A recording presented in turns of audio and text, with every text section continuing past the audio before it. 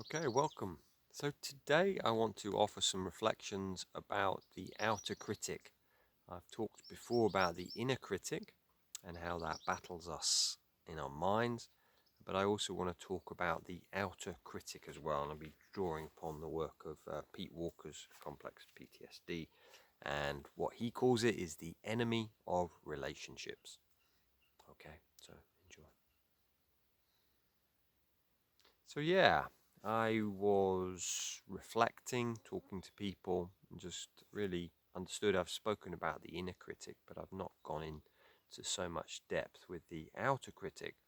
So I thought I'd talk a bit about Pete Walker's work, my own experiences, and also how that links into trauma, childhood trauma, and also boarding school syndrome, and Nick Duffell's work about the dissociation, when we dissociate.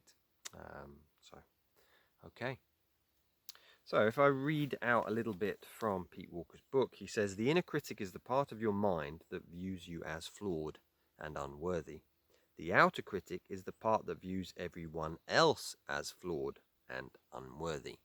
Now, what Pete Walker talks about in this book is he says that often when we have started to still the inner critic, then the outer critic comes to the fore.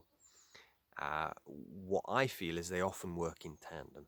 Um, for example, you might be really hard on yourself, but then you're also really hard on other people. Um, you know, and you might say, "Well, I'm not actually that hard on other people. I don't say things, but it's in your mind." And as I'll go into in Nick's work, he talks about the third level of dissociation. It's when we have that dialogue going on in our minds, other people feel it. It's like we've projected our disowned parts onto them. He goes on to say about the outer critic. The outer critic is the counterpart of the self-esteemed, destroying inner critic. It uses the same programs of perfectionism and endangerment against others that your inner critic uses against you. So what it's basically doing, this part, is keeping us safe. So, you know, I see that with a lot of ex-boarders is we struggle with friendships. It's like that perfectionism. Well, they don't do this, they don't do that, because we've learnt that relationships can be quite dangerous.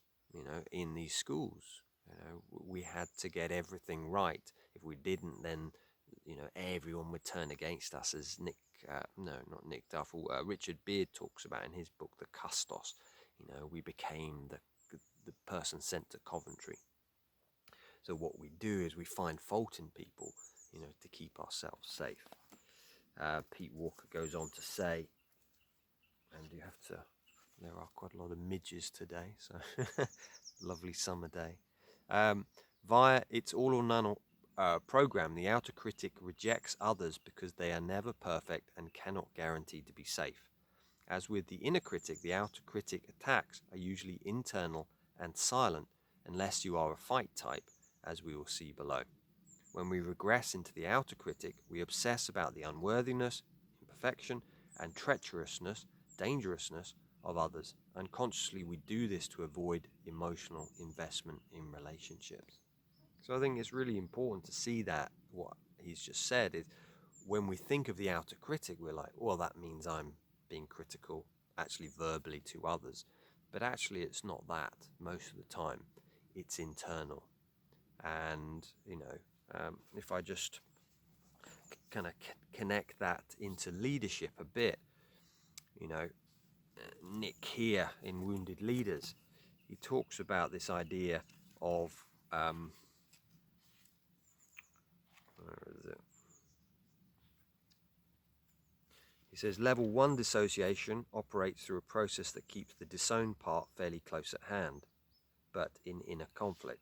And then he says the level 2 is in adult life, the ex-boarder's disowned complex around incompetence and vulnerability will often be projected onto a life partner.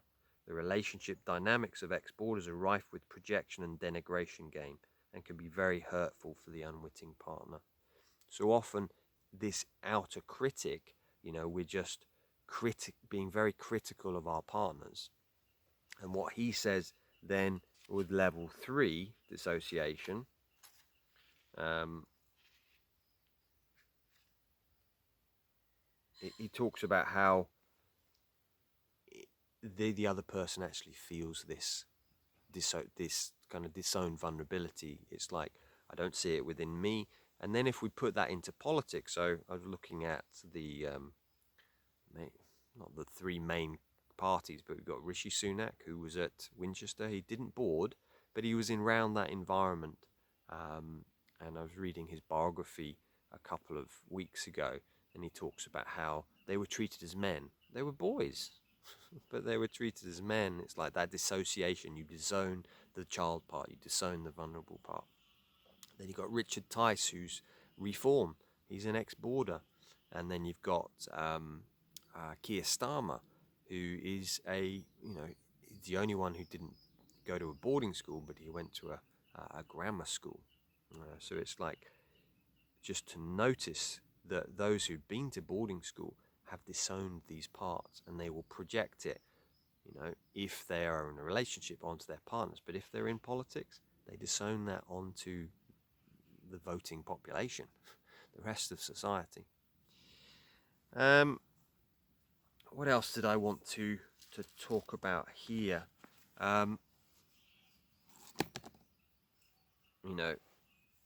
Goes on to say, now in situations where we no longer need it, the outer critic alienates us from others. It attacks others and scares them away, or it builds fortresses of isolation whose walls are laundry lists of their exaggerated shortcomings.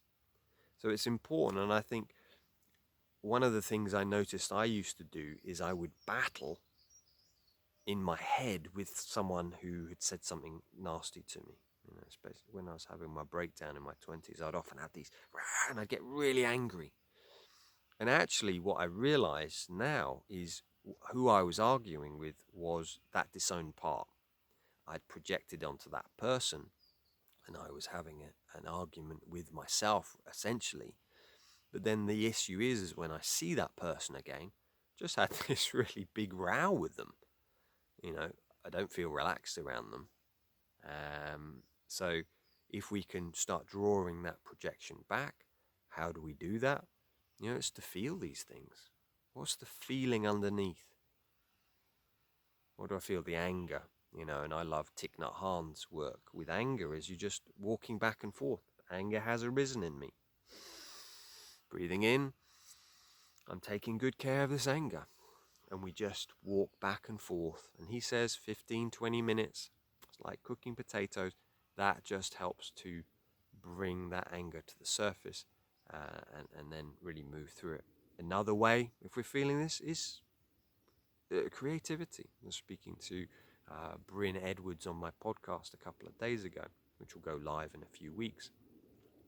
And in it, he says, he did a lot of creativity. That's what I did. Did a lot of painting and just externalizing the voices onto paper, onto to writing. So yeah, just some ideas there. Obviously, I could go into a lot more depth about it.